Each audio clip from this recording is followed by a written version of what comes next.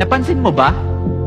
Kung ano yung mga lumalabas sa bibig mo, yun ang nangyayari sa buhay mo. Pag lagi mong sinasabi wala kang pag-asa, wala ka talagang pag-asa. Pag sinasabi mo na wala kang pera, wala ka talagang pera.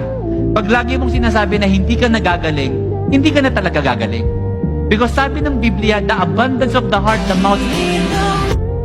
And I want you to know, hindi yun ang design natin.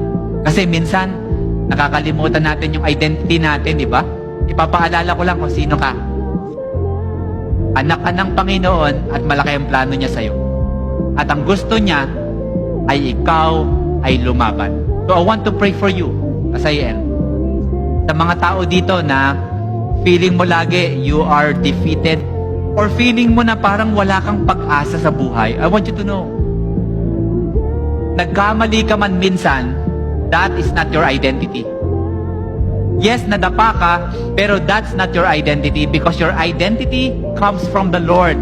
At ang gusto niya ay ikaw ay lumaban.